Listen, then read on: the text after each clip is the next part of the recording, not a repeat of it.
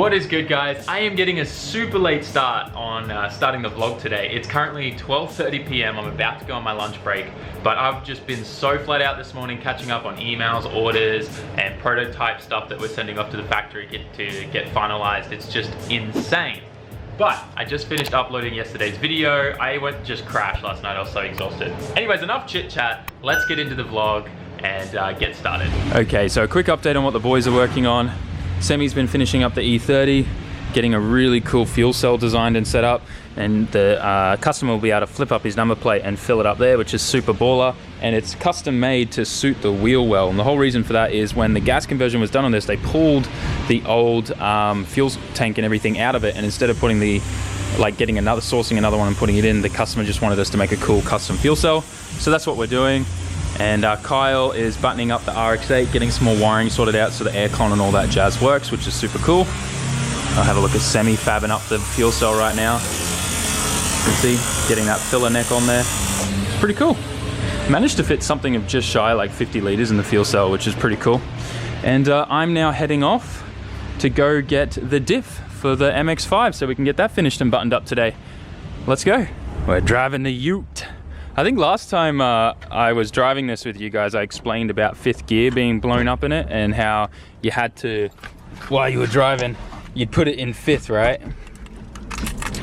And then it would pop out if you were driving. So what you'd do is once it was in fifth, you'd hold it there with your hand and then just lock your knee in there to hold it in fifth. Very common issue with the BT50s and Ford Rangers. But I managed to find that the manual transmissions for these are super cheap. They're literally $200 shipped off eBay for a good secondhand one. So we got one and Semi threw it in while I was in Japan. And we got fifth gear again, baby. So anyways, let's go pick up this diff for the Mazda. And then we can get that sorted out. Little Miata diff is now in the back. Thanks, boys at Hearts.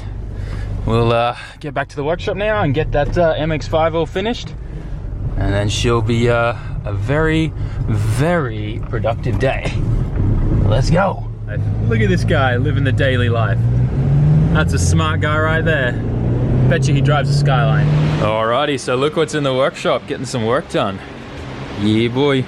SR20 swapped Urvan, is that how you pronounce it, Semi? Urvan, Urvan, I don't know. So yeah, this intercooler is actually designed for an E30 BMW, but it's perfect for this application.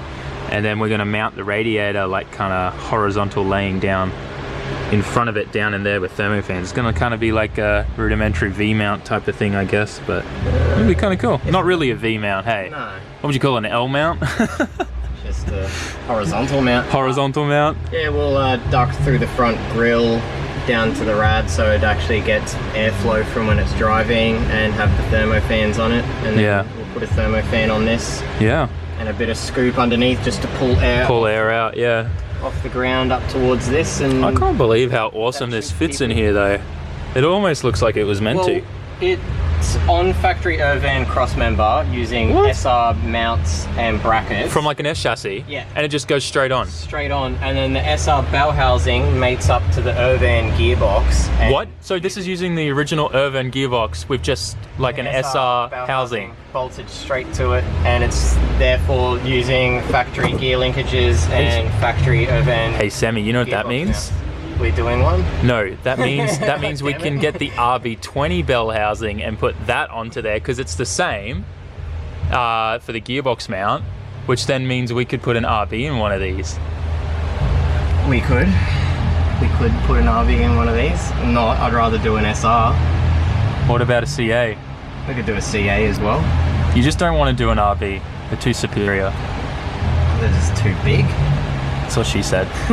But yeah, in all seriousness, I love how well this sits in here, and I can't get over how everything just kind of bolts in and mounts up. It's a squeeze, but man, that's cool. Okay, so it looks like we're all kind of putting in overtime right now. It's 6:30, well 6:40 actually now. But we have the boys have been working on something. I've been doing online store changes to a whole bunch of stuff with payment gateways, dealing with credit card fraud and stuff, which is a little bit kind of difficult to work out. So we just kind of turned that whole payment gateway off. But on the side of other things, new products going up and eBay store management, all that type of stuff. Hey, you can see the cameras in the background. But what I did want to talk to you guys about is a lot of you guys have actually been asking about this scar on my face, if you can see it there. It kind of like goes down through here, up and under my eyebrow and into my eye. It actually goes right up on my eyelid there. It's hard to see, but it's actually like kind of this curved shape and comes up like that, right? And it's the same shape as corrugated iron on roofing. When I was 3.5 years old, I was on top of a shed roof, somehow got up there and I fell off. And as I fell off, I fell forward and my head hit the edge of the corrugated iron on the roof and split my whole face open. And then as I was falling down, my whole leg got sliced open too. So I have this epic scar that looks like, it literally, what happened to my leg is, you know when you get a filleting knife and you fillet a fish along the spine, the bone? That's what happened to my leg. So I've got a pretty brutal scar there. It's pretty cool. But yeah, it's just battle scars from when I was little. I've got scars all over me from just doing stupid stuff as a kid. I was pretty accident prone. But anyways, enough talk about me. I hope that answers yours guys' questions, because you all keep asking it recently. Let's go see what the boys have been doing OT on in the workshop. Just come out, it looks like the guys are starting to pack everything up, but Semi's been doing all the measuring and whatnot for the intercooler for that.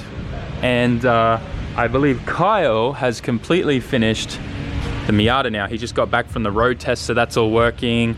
And we're pretty excited to finish this thing up when all the extra parts come in that the owners ordered. So that's gonna be kind of cool. I think his name's Zach.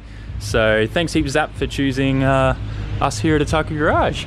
You know, obviously I've always been an owner here at the garage, but you know, being in Japan and doing all the admin stuff from there remotely, it's been a little bit different, and it's sometimes hard to understand what exactly goes on here at the workshop. And being here is just so much better, working with the guys, dealing with all the admin stuff. Yeah, I don't know, I really enjoy it. Definitely don't want to move back to Australia anytime soon, but I'm enjoying this kind of break here. You guys just see that, or am I seeing things? I don't know, he's trying to be funny. He's always trying to be funny. Look at this full moon out here, guys. That's pretty hectic. I know this is a long shot, but I figured it'd be worth asking. We have a set of ARP head studs for a VQ35. If any of you guys want these or need them for your build, send us an email, because otherwise I've got to send these back to our supplier. The customer who bought them actually got the wrong ones. He wanted the L19 stronger ones. These are like the 2000 ones, which are still really strong, but apparently the guy wanted the bigger ones, the L19. So if anyone needs head studs, ARP head studs for a VQ35, you're gonna put some boost into it or something, just shoot me an email real quick and I'll do you a cost price deal on that, because yeah, we can't do anything with it, so why not help you guys out? Just getting gas. I mean, sorry guys, petrol. I mean to say petrol, but I've been living in Japan so long and everyone calls it gas there that I've kind of gotten used to it. I'm sorry, don't hate me. In Australia, when you fill up gas, it doesn't have like an auto stay on feature, right? The moment I let go, it stops filling, right? But there's a really cool trick that I like to do involving the gas cap. Now, I don't know if I can do this one-handed, we'll see. You lift it up, slide the gas cap in there, and there you go. She's now filling. Just kind of, you know, don't make it super obvious, otherwise the attendants have a habit of turning the pump off because they think this is dangerous, but it stops the moment it gets full, so what's wrong with it, right? All right, so I think Australia's rubbing off on me. About to do an iced coffee, double espresso.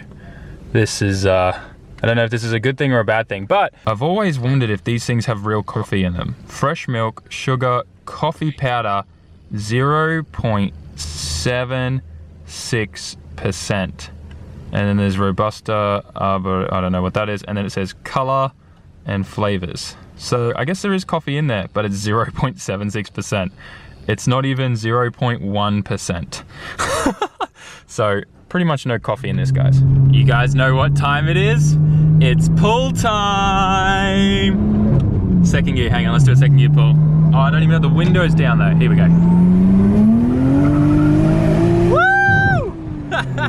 Alrighty, guys, I am extremely wrecked. It is currently 12:15. Wow. I spent a bunch of time live streaming with you guys. If you don't know, I do one live stream a week and it's kind of like an AMA. You guys just get the chance to ask me anything. And it's always lots of fun. Tonight was really fun. Also, trying to get the MacBook set up with OBS was a bit of a challenge, but we got there in the end, and we got a stable internet connection in the end as well, which was great.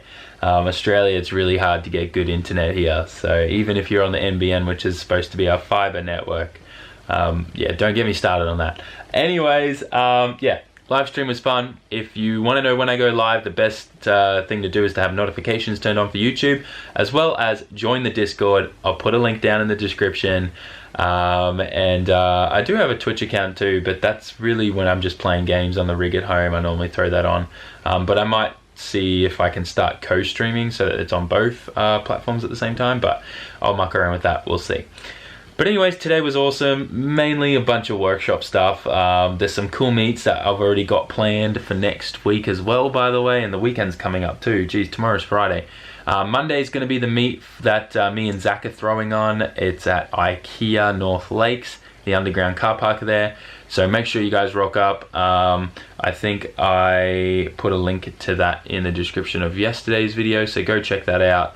I can't put too many links in the description, otherwise YouTube doesn't recommend the video as much. So I try to max like 3 links, otherwise you get problems. So yeah, go check out the meet, come, it's gonna be awesome. I think we've got it set to start from 7:30. So yeah, just rock up IKEA Underground Car Park in North Lakes at 7:30 p.m. It's gonna be awesome, Monday night. I know it's a struggle, but it's a good way to cure Monday-itis. Don't really know what else to say. Today was an awesome day, really proactive, got a lot of work done, so I feel good. I think so. It was great. Anyways guys, thanks heaps for watching. Make sure you buy a SAMMIT sticker, and make sure you subscribe, like, comment, and all that other jazz, and I will catch you all in the next one. Jamatane. Psych. Don't worry guys, I didn't forget Japanese word of the day / hiragana of the day, whatever you want to call it. I got an interesting one for you now. This one is yo. This is a symbol here. It kind of looks like a cursive T but missing one side with like the little circle thing at the bottom. And there's a few really good examples here. My favorite one is yokai, like yokai, which is like supernatural creature. Yeah, like I mean you've probably seen it a lot in anime and stuff like that. Like yokai is kind of like referred to as like spirits and things like that. It's hard to explain, but it's a supernatural creature. And the other another couple words are yokan, which is sweet bean jelly. You can see there. And then the other one is yonkoma, which is 4-panel comic. So it's just like a 4-panel comic. Yonkoma. Just a quick little lesson there as well. See how after yot for that, you've got like this kind of, it kind of looks like a H with a weird curl on the end. But if you look at it, it kind of also looks like an N. Good way to remember like when you're saying san or like yong. Yeah, that N is like a I don't know. It's hard to explain, but I'm sure you get it. So there you guys go. I hope you enjoy Japanese word of the day. And if I was to be honest with you, I did forget about it. So sorry about that. But yeah, I won't tomorrow. Catch you guys in the next one. Don't forget to like, comment, share, and subscribe and all that. You don't need to hear me say that all again. So I'll catch you next time. Ja matane.